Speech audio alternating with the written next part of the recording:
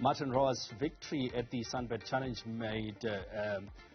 took his tally up to 4 during the Sunshine Tour last month. Now, following the success, Rohwer will be focusing on energizing to getting a similar result in the Joburg Open happening over the weekend. He joins us now on the line to speak to us about his preparations and for the rest of the season.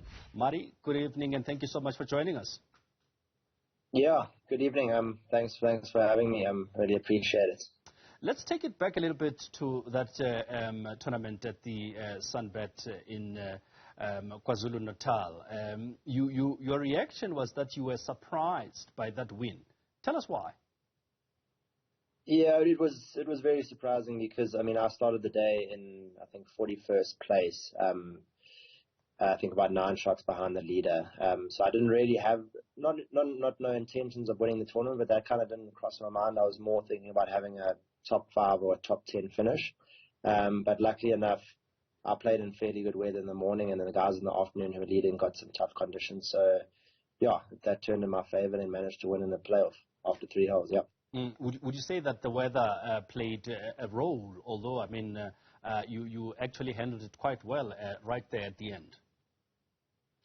Yeah, I did. Obviously, I played in almost no wind in the morning, which helped me. And then the guys who were playing in the afternoon, the leaders, played in probably 40, 50 kilometer-hour winds. But yeah, like you say, then I had to go into a playoff and compete in the stronger wind that afternoon, which I kind of didn't get much of in the morning. But yeah, I managed to handle it nicely and get the win at the end of the day.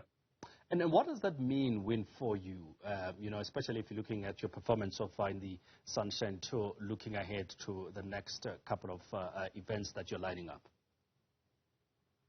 Yeah, it helps me get into some more tournaments, not only at the end of this year, but at the end of next year as well. So that's it gives me peace of mind knowing that I'm into almost every single tournament for the next 2 years, I'd say. But otherwise, besides that, just a whole lot of confidence. So these tournaments coming up are some of our bigger events. So if I can replicate that form that I had there in Charlie on the final day, then I think I'll have some good performances coming up.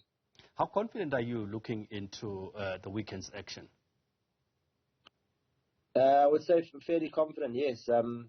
I've obviously been on the Sunshine Tour and playing locally for about 6 years now. So, I've got quite a bit of experience. Played in a few of these bigger tournaments, SA Open, Joburg Open before. So, yeah, and with a bit of good form and some experience, I hope that will help me and, give me a good result. And you never know. Hopefully win one of the yeah.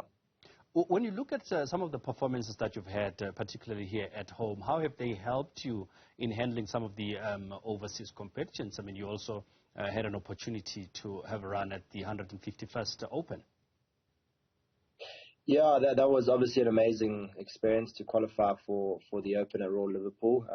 That tournament is pretty much the pinnacle of our game, playing against the top 100 players in the world. I took a lot of experience from that, and even into these tournaments coming back at home, I used the experience that I gained overseas to try perform well over here and get the results that I want. Yeah.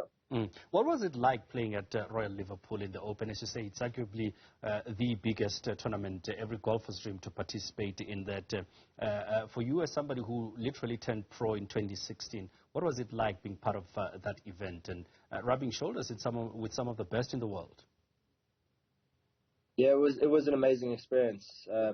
Honestly, surreal the first couple of days, but luckily the way I prepared for the tournaments, I arrived there on the Monday with the tournament only starting on the Thursday, and that surrealness kind of went away after 2 or 3 days, so I felt fairly comfortable when I teed off on Thursday. But yeah, I just tried to enjoy every moment of that event, from start to finish, although maybe I didn't play as well as I would have wanted to. So I still enjoyed every moment, and I'll take that experience with me for the future. Well, we're talking about the action this weekend, but what else are you looking at in terms of just finishing the year? You spoke about the winner towards the beginning of the next year, and then our season wraps up towards the end of Feb and the beginning of March. So I'm currently, I think, 9th on the rankings at the moment. So if I can finish the season in the top 5, that will give me a few opportunities overseas next year, which I would say is probably the biggest goal at the moment, is to finish in the top 5 of the rankings and take advantage of those opportunities. In terms of the big events for next year, what are you looking at?